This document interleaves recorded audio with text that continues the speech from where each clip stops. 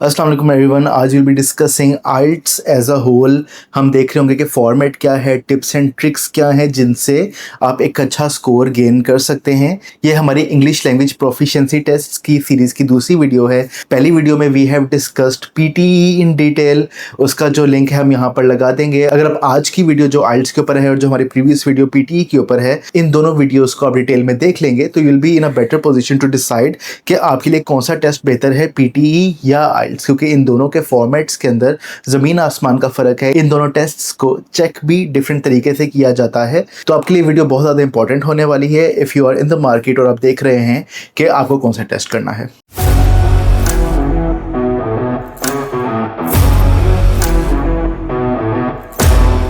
IELTS start करने से पहले the first thing that you need to know is कि आपको किस टाइप का आइल्ट्स करना है। आइल्ट्स को जो हम देखते हैं तो उसके अंदर जनरली 4 जो है या 5 किस्म आ जाती हैं। First is related to UKVI, और ये आपने तब करना होता है if you are going to UK और आपका या तो प्रोग्राम डिग्री लेवल नहीं है। For example you are going for stand alone foundation year या stand alone pre masters program में आप जा रहे हैं या आप वर्क वीज़ा के लिए जा रहे हैं, तो इन दोनों सूरत हाल में you have to give a UKVI test. अगर आप स्टडी पर्पसेस के लिए जा रहे हैं तो आपको यूकेवीआई एकेडमिक देना होगा। If you are going for a work visa तो in that case you have to give UKVI general test. इसके बाद आ जाता है नॉन यूकेवीआई जो नॉर्मल होता है, उसके अंदर भी अगेन एकेडमिक और जनरल दोनों एग्ज़ाम होती हैं।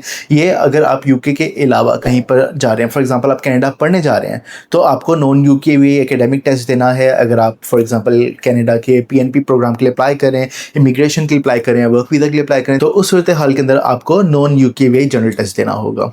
इसके बाद आ जाते हैं लाइफ स्किल्स टेस्ट, वो भी आइल्ट्स की किस्म होती है। And if you are going for example family visa, उस सूरत में आपको जितना जो बैंड रिक्वायर्ड है, फॉर एग्जांपल अगर आपको A1 रिक्वायर्ड है, A2 रिक्वायर्ड है, B1 रिक्वायर्ड है, तो आप उस लेवल का लाइफ स्किल टेस्ट देंगे और आप अपने फैमिली वीज़ा के लिए अप्लाई कर सकते हैं। अब हम आ जाते हैं मॉड्यूल्स के ऊपर। ये मॉड्यूल्स सेम रहेंगे even if you are going for UKVI general या एकेडमिक, या अगर आप नॉन यूकेवीआई जनरल या एकेडमिक में जा रहे हैं, और जो टाइप ऑफ क्वेश्चंस हैं जो कि इन मॉड्यूल्स में असेस किए जाते हैं वो सेम रहेंगे। यूकेवीआई और नॉन यूकेवीआई जनरली इसके अंदर आपकी डिफ़िकल्टी लेवल में, इसके अंदर मॉड्यूल्स में, इसमें क्वेश्चंस के अंदर कोई भी डिफरेंस नहीं होता। यूकेवीआई के अंदर एक एडिड लेयर ऑफ सिक्योरिटी होती है जो कि यूके की गवर्नमेंट ने इम्पोज की हुई होती है, और इसी वजह से ये टेस्ट हम तभी देते हैं जब आप यूके के वीज़ा के लिए अप्लाई कर रहे हो जो कि डिग्री लेवल नहीं है या वर्क वीज़ा है। पहले ये होता था कि आपके पास पेपर बेस्ड टेस्ट भी होता था और कंप्यूटर टेस्ट भी होता था। इसके अलावा ऑनलाइन टेस्ट भी होता था, लेकिन पाकिस्तान के अंदर वो इस टाइम पर ऑफर नहीं हो रहा। तो एट दिस मोमेंट हमारे पास पेपर बेस्ड टेस्ट की ऑप्शन थी या कंप्यूटर बेस्ड टेस्ट की ऑप्शन थी।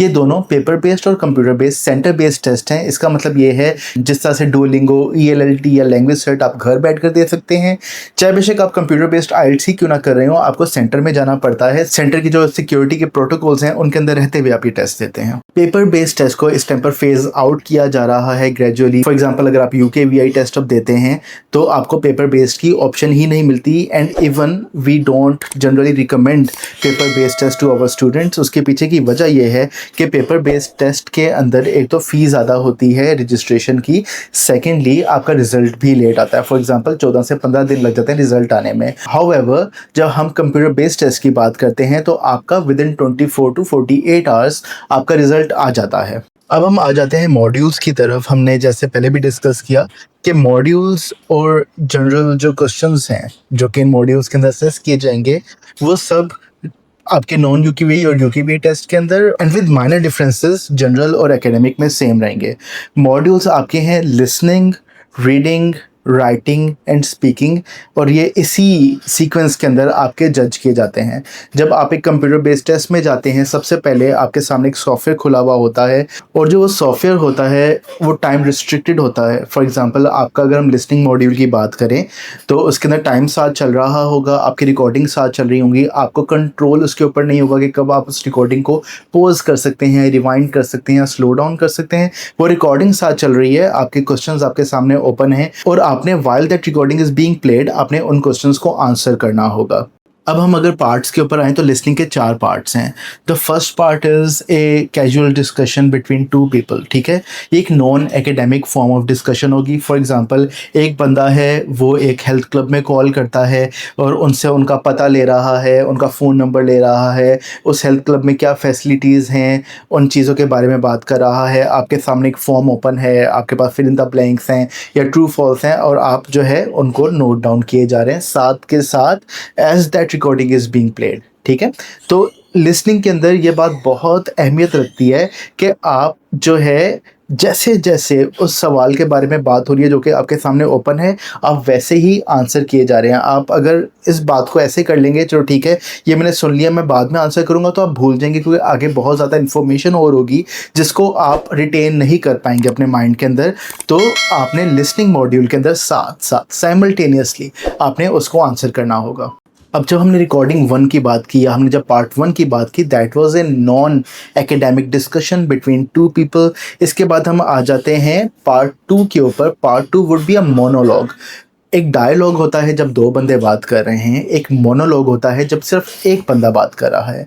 और ये मोनोलॉग भी एक जनरल नेचर की होगी, नॉन एकेडमिक नेचर की होगी। फॉर एग्ज़ाम्पल आप किसी टूरिस्टी साइट के ऊपर जा रहे हैं, आपका टूर गाइड है जो कि खुद बोले जा और आपको एक्सप्लेन कर रहा है ये इमारत इस जो है टाइम में बनी थी, इस इमारत के अंदर ये फैसिलिटीज़ हैं। अगेन आपको सारी जो डिस्कशन है या सारी जो कॉन्वर्जेसन है उसके अंदर आपके आंसर्स जो हैं, आपके जो स्क्रीन के सामने ओपन क्वेश्चंस होंगे उनके साथ साथ देने होंगे। You can not afford to not give the answer और आप ये सोच लें कि अच्छा मैं बाद में इकट्ठे आंसर दे दूंगा, ये चीज़ पॉसिबल ही नहीं है क्योंकि आगे बहुत ज़्यादा इन्फॉर्मेशन होगी और आपको दिक्कत होगी at the end of the day ये सारी बात रिटेन करने में। तो बेहतर यही होता है कि आप साथ साथ आंसर्स दें। Recording 3 would be a discussion. It can be a group discussion, it can be a dialogue between 2 people और ये एकेडमिक नेचर का होगा। फॉर एग्जाम्पल 2 या 3 या 4 लोग हैं जो कि अभी एक लेक्चर से बाहर आए हैं और वो उस लेक्चर को डिस्कस कर रहे हैं,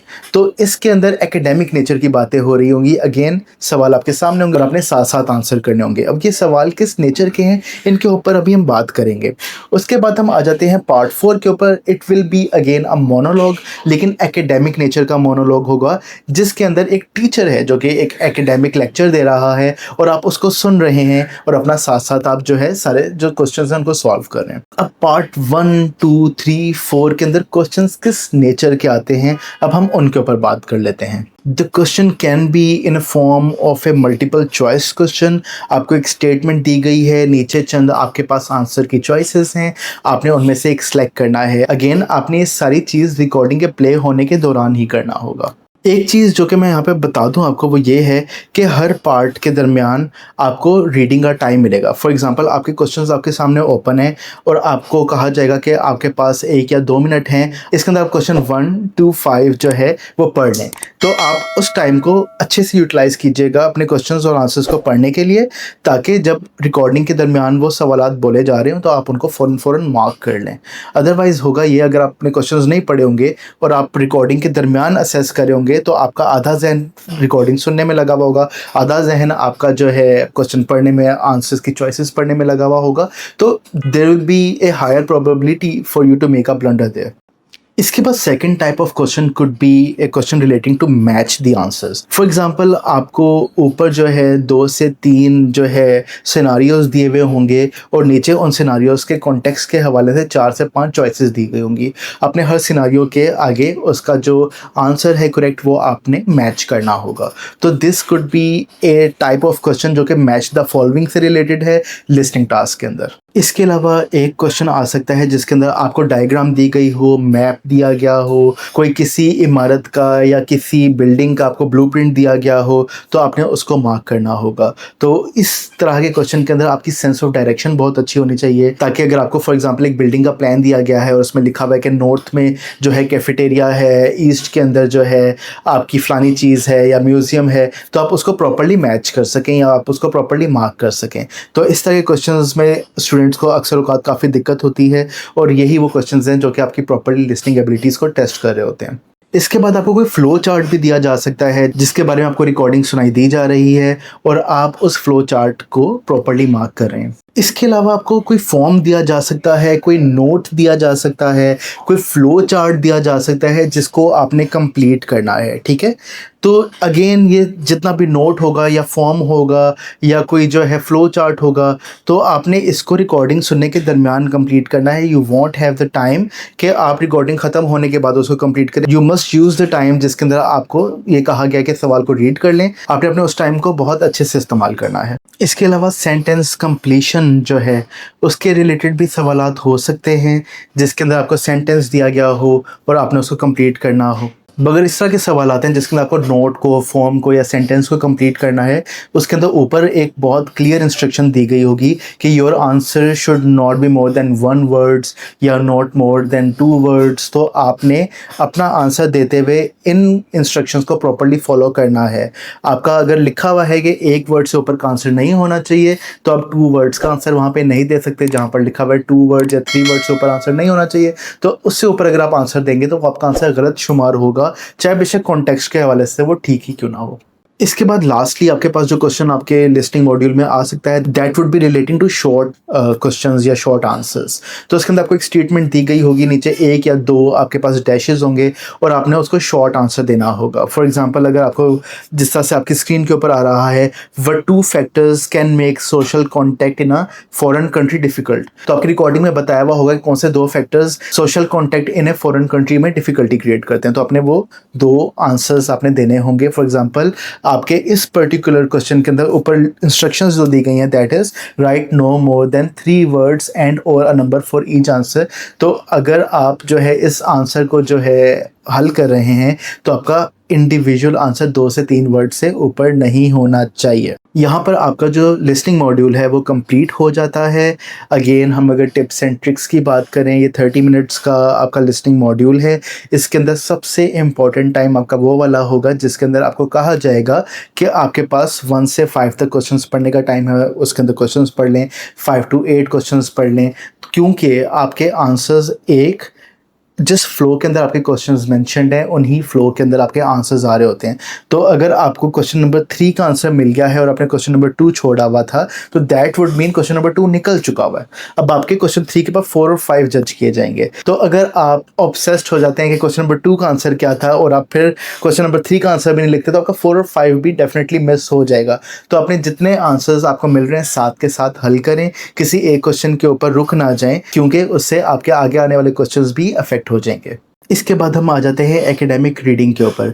एकेडमिक रीडिंग का जो मॉड्यूल है, it will consist of 60 minutes और आपके 3 कंप्रीहेंशन पैसेजेस उसमें दिए हुए होंगे और हर पैसेज के ऊपर आपने 20 मिनट से ऊपर नहीं लगाना, क्योंकि अगर आप पहले पैसेज के अंदर 40 मिनट्स लगा देंगे फॉर एग्जांपल, तो आपके पास अगले 2 पैसेजेस को हल करने के लिए सिर्फ और सिर्फ 20 मिनट्स रह जाएंगे। अगेन ये कंप्यूटराइज सिस्टम है, सॉफ्टवेयर बेस्ड सिस्टम है जिसके अंदर आपका टाइमर चल रहा होगा। जैसे ही आपका टाइम कंप्लीट होगा, आपका सॉफ्टवेयर उस पर्टिकुलर टेस्ट को बंद कर देगा। तो इसलिए time management in the reading passage is the key. आपको कॉम्प्रीहेंशन पैसेजेस दिए गए हैं, आगे आंसर्स होंगे, आपने उनको रिस्पॉन्ड करना होगा।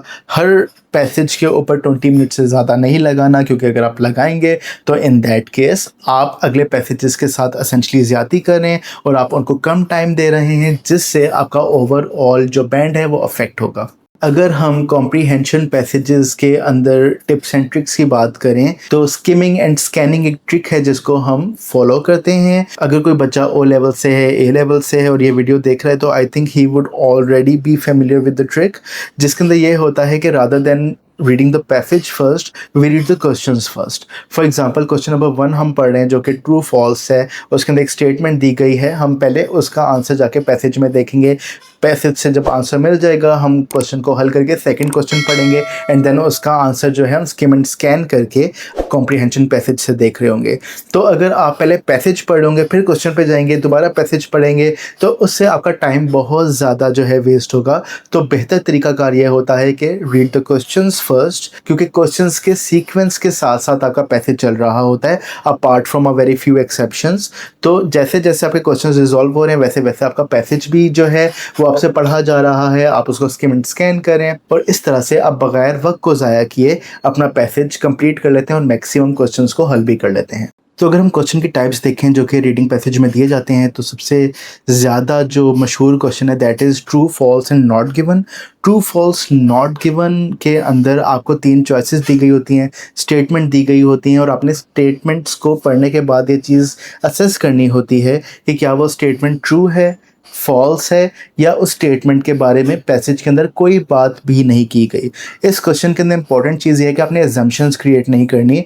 अगर आप ये सोचेंगे कि हाँ, मैं अज्यूम करता हूँ कि ये शायद बात की गई है, तो वो नॉट गिवन में नहीं आएगा। नॉट गिवन वहाँ पर आपने यूज़ करना होता है जहाँ पर आपको कोई एक्सप्लिसिट स्टेटमेंट उस पर्टिकुलर चीज़ के हवाले से पैसेज में ना दी गई हो। इसके अलावा एक क्वेश्चन जो आपके रीडिंग पैसेज में आ सकता है that is related to labelling a diagram. तो आपके पैसेज के अंदर एक पर्टिकुलर चीज़ के बारे में इंफॉर्मेशन प्रोवाइड की गई होगी और आपने उसके हवाले से उसको कॉन्टेक्स्ट में रखते हुए आपने डायग्राम को लेबल करना होगा। इसके बाद तीसरा क्वेश्चन होगा येस, नो, नॉट गिवन। जब हम इस क्वेश्चन को ट्रू, फॉल्स, नॉट गिवन से कंपेयर करते हैं तो येस, नो, नॉट गिवन वाले जो आंसर्स हैं वो रिलेट करते हैं ऑथर के पॉइंट ऑफ व्यू से। तो अगर एक चीज़ से ऑथर एग्री कर रहा है या डिसएग्री कर रहा है तो वहाँ पर येस और नो आपने करना है, और जहाँ पर उस चीज़ के बारे में पैसेज में बात ही नहीं की गई तो वहाँ पर आपने नॉट गिवन करना है, as compare to true, false and not given जहाँ पर कोई स्टैटिस्टिकल आपको फॉर एग्जांपल डेटा प्रोवाइड किया जा सकता है जिसके अंदर आपने बताना है ये करेक्ट है, ट्रू है, या इनकरेक्ट है यानी फॉल्स है। इसके बाद matching features, matching headings, matching information, matching sentence endings, तो ऐसे क्वेश्चंस भी आ सकते हैं जिसके अंदर आपको एक साइड के ऊपर एक तरह की इंफॉर्मेशन दी गई है और दूसरी तरफ शफल्ड इंफॉर्मेशन है, तो आपने उसके अंदर से आपने मैच करना होगा, या आपको ऊपर सेंटेंसेस दिए गए हैं, नीचे कुछ आपके पास ऑप्शंस हैं, तो आपने वहाँ से पॉइंट आउट करना होगा कौन सी ब्लैंक के अंदर कौन सा जो आंसर है वो आना चाहिए। आपको आपके पैसेज के अंदर जो आपके पैराग्राफ्स है वो आइडेंटिफाई किए गए हैं ABCDEF, और उसके अंदर नीचे डिफरेंट हेडिंग्स दी गई हैं, तो पैसेज के कौन से पैराग्राफ के अंदर कौन सी हेडिंग अप्रोप्रिएट है तो आपने ये चीज़ बतानी होगी। तो ये वो क्वेश्चंस हैं जो कि मैचिंग के ज़ुमरे के अंदर आती हैं। मल्टीपल चॉइसेस के बाद जो नेक्स्ट टाइप ऑफ क्वेश्चन आता है that could be sentence completion. आपको सेंटेंस दिया गया है, it is a fill in the blanks type situation. आपने सेंटेंस के एंड के ऊपर जो भी रेलेवेंट आंसर होगा वो आपने देना होगा। They could be short answers as well. आपको क्वेश्चन दिया गया है जिसके अंदर आपने आंसर प्रोवाइड करना है, या इसके अलावा आपको समरी दी गई हो सकती है, नोट्स या फॉर्म्स दिए गए हुए हो सकते हैं, या फ्लो चार्ट दिया गया हो सकता है। उसके अंदर आपने फिर दोबारा से फिल इन द ब्लैंक्स की सूरत के अंदर आपने आंसर करना होगा। अगेन लिसनिंग की तरह जब आप फिल इन द ब्लैंक्स को जो है सॉल्व कर रहे हैं आपने इंस्ट्रक्शंस बहुत केयरफुली रीड करनी है। कहीं पर लिखा हो सकता है राइट 1 वर्ड आंसर ओनली, कहीं पर लिखा हो सकता है 2 वर्ड्स या 3 वर्ड से ऊपर नहीं होना चाहिए। तो आपने अपनी इंस्ट्रक्शंस को बहुत ज़्यादा गौर से पढ़ना है, आपने तब आंसर करना है, क्योंकि अगर आप 1 वर्ड वाले ब्लैंक के अंदर 2 वर्ड्स का आंसर लिख देंगे चाहे बेशक कॉन्टेक्चुअली वो ठीक ही क्यों ना हो, आपका आंसर गलत तस्लीम होगा। इसके बाद हम आ जाते हैं तीसरे मॉड्यूल के अंदर जो कि आपका राइटिंग टास्क है। राइटिंग टास्क के अंदर अगेन आपको 60 मिनट्स दिए जाएंगे। दोबारा से जो टाइम रिस्ट्रिक्शन है वो आपके सॉफ्टवेयर के अंदर जो है बिल्ट इन होगी। आपका ऊपर जो टाइमर है वो चल रहा होगा।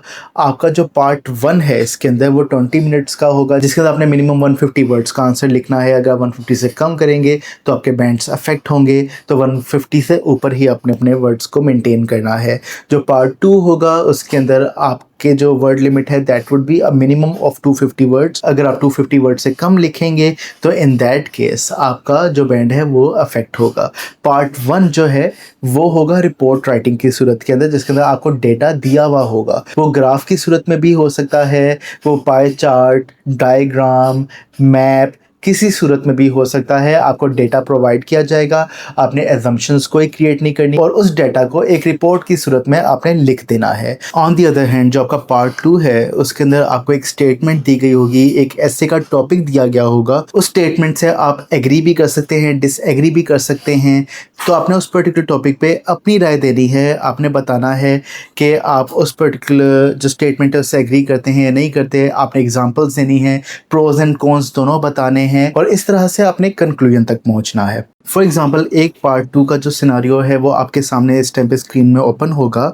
इसमें जो टॉपिक है that is in many countries around the world rural people are moving to cities so the population in the countryside is decreasing. Do you think this is a positive और a negative development? तो अब ये statement claim कर रही है कि ज़्यादातर गाँव से लोग शहर मूव किए जा रहे हैं, जिसकी वजह से गाँव की आबादी है वो कम हो रही है। आपको क्या लगता है ये एक पॉजिटिव डेवलपमेंट है या नेगेटिव डेवलपमेंट है? तो अब आप जौन सी साइड ऑफ द आर्गुमेंट को सपोर्ट कर रहे हैं, आप उसके भी प्रोज देंगे। जिस साइड को आप सपोर्ट नहीं भी करें उसके प्रोज एंड कॉन्स भी प्रोवाइड करके आप एक कंक्लूजन तक पहुंचेंगे। इसी तरह ही प्रोज एंड कॉन्स को एक्सप्लेन करके और डिफरेंट एग्जांपल्स को देने के बाद आप अपने 250 वर्ड से ऊपर एक ऐसे यहाँ पर लिख रहे होंगे जो कि आपकी अपनी ओपिनियन पे मुश्तमिल है। इसके अंदर आपको पार्ट 1 की तरह कोई सेट डाटा नहीं प्रोवाइड किया गया जिसके ऊपर आप रिलाई कर रहे हो। एक स्टेटमेंट है और आपने अपनी जनरल नॉलेज की बेसिस के ऊपर उसको आंसर करना है। तो आपकी राइटिंग एबिलिटीज तो चेक हो रही हैं, बल्कि ये बात भी आपकी चेक हो रही है कि आप एक ऐसे को लिखते हुए किस तरह से स्ट्रक्चर जो है वो अपना बिल्ड कर रहे होते हो। तो इसके ऊपर स्ट्रक्चर और किस तरह से आप एग्जांपल्स दे रहे हो, किस तरह से प्रोज एंड कॉन्स को डिस्कस कर रहे हो, किस तरह से एक कंक्लूजन की तरफ आ रहे हो, ये सारी चीज़ें बहुत मायने रखती हैं। तो ये था आपका राइटिंग मॉड्यूल जिसके अंदर 2 टास्क हैं। In short part 1 is based on data set और आप उस डेटा सेट से बाहर नहीं जा रहे, अपनी कोई एजम्पशंस क्रिएट नहीं कर रहे, आप रिपोर्ट राइटिंग कर रहे हो उस डेटा सेट के ऊपर जो कि ग्राफ्स भी हो सकते हैं, पाई चार्ट्स भी हो सकती हैं, डायग्राम्स भी हो सकते हैं, मैप्स भी हो सकते हैं। On the other hand part 2 के अंदर आपने अपनी ओपिनियन देनी है, उसकी बेसिस के ऊपर आपने एक ऐसे लिखना है, अपने जहन से एग्जांपल्स फॉर्म करनी है, किसी चीज़ के प्रोज एंड कॉन्स फॉर्म करने हैं और एक ऐसे को लिखना है। तो फर्स्ट टास्क के अंदर क्योंकि 150 वर्ड्स लिखने हैं तो आपके 20 मिनट्स लगने चाहिए। दूसरे टास्क के अंदर नॉट मोर देन 40 मिनट्स लगने चाहिए ताकि आपके दोनों टास्क 1 आवर के अंदर कंप्लीट हो जाएं। इसके बाद हम आ जाते हैं स्पीकिंग के मॉड्यूल के ऊपर। स्पीकिंग का मॉड्यूल 11 से 15 मिनट के दरमियान का होता है। It can be a face to face meeting as well. आपके सामने एक बंदा बैठा हुआ है और आपसे सवालात कर रहा है और आपके साथ डिस्कशंस कर रहा है। It can be a Zoom call या आपके एक वीडियो कॉन्फ्रेंस भी हो सकती है जिसके अंदर आप जब सेंटर में जाएँ वो आपके सामने एक जो है लैपटॉप रख दें और एक लाइव वीडियो कॉल चल रही हो आपके और एग्जामिनर के दरमियान। तो ये दोनों पॉसिबिलिटीज़ हो सकती हैं, इन दोनों के लिए तैयार रहिएगा। अब ये 3 पार्ट्स के अंदर मुश्तमिल है। Part 1 would be a general discussion about a topic. For example आपके सामने जो इस टाइम पर पार्ट 1 ओपन है that is related to online shopping. अब इसके अंदर वो सवालात आपसे क्या कर सकता है, how often do you buy things online, why. अपने जो भी आंसर देना है पार्ट 1 के अंदर उसके अंदर आपने व्हाट एंड वाई एलिमेंट दोनों के दोनों देने। अब अगर वो आपसे पूछ रहा है कि आप कितना फ्रीक्वेंटली ऑनलाइन शॉप करते हो तो आपने ये तो बताना ही है कि मैं हर हफ्ते कुछ ना कुछ मंगवा रहा होता हूँ या हर रोज़ ही जो भी मैंने शॉपिंग करनी होती है वो रोज़ाना मंगवा रहा होता हूँ। आपने भी बताना है कि why do you opt for online mode of shopping और आप ऑफलाइन या किसी दुकान पर जाकर क्यों नहीं कर रहे होते। तो अपने दोनों चीज़ों का आंसर देना है ताकि आपका आंसर कंप्लीट हो सके। पार्ट 1 में वो इसी तरह ही 4-5 आपसे सवाल करेगा, आप उसके आंसर्स दे रहे होंगे और ये सारे सवालात कोई जनरल नॉलेज से रिलेटेड नहीं है, ये आपकी रोज़मर्रा ज़िंदगी से रिलेटेड है। Part 2 would be based on A Q card. वो आपको एक क्यू कार्ड देगा, उसके अंदर एक टॉपिक होगा और उस टॉपिक के अंदर आपने क्या क्या चीज़ें डिस्कस करनी है ये चीज़ भी लिखी होगी। आपको वो 1 मिनट देगा जिसके अंदर आपने नोट टेकिंग करनी है। आपको पेन और जो पेपर है वो प्रोवाइड किया जाएगा ड्यूरिंग द स्पीकिंग मॉड्यूल और आप उसके अंदर अपने नोट्स बना लेंगे 1 मिनट को यूज़ करते हुए कि उसके अंदर आपने क्या क्या चीज़ें डिस्कस करनी है। एंड देन आपको 2 मिनट्स का अनइंटरप्टेड टाइम दिया जाएगा जिसके अंदर आपने उस चीज़ को एक्सप्लेन करना है। फॉर एग्जाम्पल अगर हम पार्ट 2 की बात करें जो कि आपकी स्क्रीन पर इस टाइम पे ओपन है तो उसके अंदर जो क्यू कार्ड है वो कहता है describe a time when you enjoyed visiting a member of your family in their home. तो आपने इसके अंदर कोई बताना है कि भाई आप बचपन में अपने पप्पो के घर गए थे, नानों के घर गए थे या जो भी, तो आपने उस चीज़ के बारे में बताना है। अब ये क्यू कार्ड ये चीज़ें भी बता रहा है आपको कि आप क्या क्या चीज़ें बोल सकते हो। You should say who you visited and where they lived. For example आप कि जो नानों का घर है वो किसी दूसरे शहर में या किसी गांव में है, आप वो बताओगे अच्छा मैं इस रिलेटिव से मिलने गया था और उसका घर यहाँ पर मौजूद है। Why you made the visit, purpose of visit क्या था, आपकी गर्मियों की छुट्टियां थी या आप बस मिलने जा रहे थे या वहाँ पर कोई शादी थी, आपने उस चीज़ के बारे में बता दिया। What happen during the visit, आपने क्या क्या किया उस पर्टिकुलर विज़िट के अंदर। And explain what you enjoyed about this visit. तो आपको ना सिर्फ टॉपिक दिया गया है बल्कि आपको ये क्यूज़ भी दिए गए हैं कि आपने उस टॉपिक के बारे में क्या क्या बोलना है। तो आपको 1 मिनट का जो टाइम दिया जाएगा जिसके अंदर आपने इसके बारे में तैयारी करनी है, उसके अंदर आप इन तमाम तर क्वेश्चंस का आप आंसर दे देंगे और फिर जो आपको 2 मिनट दिए जाएंगे उसमें आप अनइंटरप्टेडली अपने आंसर को एक्सप्लेन करेंगे एग्जामिनर को। इसके बाद पार्ट 3 के अंदर, क्योंकि पार्ट 2 बिल्कुल अनइंटरप्टेड था, पार्ट 3 के अंदर एग्जामिनर आपसे पार्ट 2 के हवाले से सवालात कर सकता है, कुछ फॉलो अप क्वेश्चंस कर सकता है, जिसके आपने आंसर्स देने हैं। अगेन आपने व्हाट वाला आंसर भी देना है और वाई वाला आंसर भी देना है। तो आपके पास जो एग्जाम्पल क्वेश्चंस है उनके अंदर है, when do families celebrate together in your country. तो आपको एक उसने पूछा है कि आपके कंट्री के अंदर क्या चीज़ें और कब सेलिब्रेट की जाती हैं, तो आप उस चीज़ को बताएंगे, आप क्यों भी बताएंगे क्यों सेलिब्रेट की जाती हैं। तो इस तरह से आपका पार्ट 1 जिसके अंदर इंट्रोडक्शन है, कुछ नॉर्मल आपकी डेली लाइफ के हवाले से सवाल हैं, पार्ट 2 के अंदर वो आपको एक क्यू कार्ड देगा और ये भी उस क्यू कार्ड में लिखा हुआ होगा कि आपने क्या क्या चीज़ें इंक्लूड करनी है अपने आंसर के अंदर, और पार्ट 3 के अंदर वो क्यू कार्ड के हवाले से कुछ फॉलोअप क्वेश्चंस कर रहा होगा। अब स्पीकिंग मॉड्यूल के बाद आपका जो आइल्स का टेस्ट है वो कंक्लूड हो जाएगा। और इस पॉइंट पर आई वुड अर्ज यू कि अगर अब तक आप इस चीज़ में कंफ्यूज्ड हैं कि आपने आइल्स करना है या पीटी करना है, तो आप जाकर हमारी पीटी वाली वीडियो भी देख लीजिए, इस वीडियो के एंड पे पिन होगी और डिस्क्रिप्शन में भी उसका लिंक मौजूद होगा, ताकि आपको उसका भी फॉर्मेट पता चल जाए और आप इस बात को बेहतर जज कर सकें कि आपके लिए कौन सा जो फॉर्मेट है वो बेहतर है। इसके अलावा जो हमारी फर्म है वो आइल्स की प्रिपरेशन भी करवाती है। If you are one of the students जो कि आइल्स की प्रिपरेशन करना चाहता है, तो नीचे हमारा जो कॉल बैक फॉर्म है उसको फिल आउट करके सबमिट कर दीजिए, हमारा काउंसलर आपसे रीच आउट करेगा। हमारा जो यूएन नंबर है जिस पर आप कॉल कर सकते हैं वो इस वीडियो में पिंड है ऊपर। इसके अलावा हमारा व्हाट्सएप नंबर भी गिवन है जिसके ऊपर आप कॉल कर सकते हैं, व्हाट्सएप के ऊपर रीच आउट कर सकते हैं और आपको जवाब दिया जाएगा आपकी क्वेरीज के हवाले से। अब जो है इस पॉइंट के ऊपर हम इस वीडियो को कंक्लूड करते हैं and I would like to request you all कि अगर आपको इस वीडियो से कोई फ़ायदा पहुंचा है तो हमारे चैनल को सब्सक्राइब कीजिए, हमारी इस वीडियो को लाइक कीजिए ताकि हमारी रीच बढ़ सके और हम इनकरेज हो सके कि इस तरह का कंटेंट हम बनाएं जिससे लोगों का फ़ायदा हो। शुक्रिया।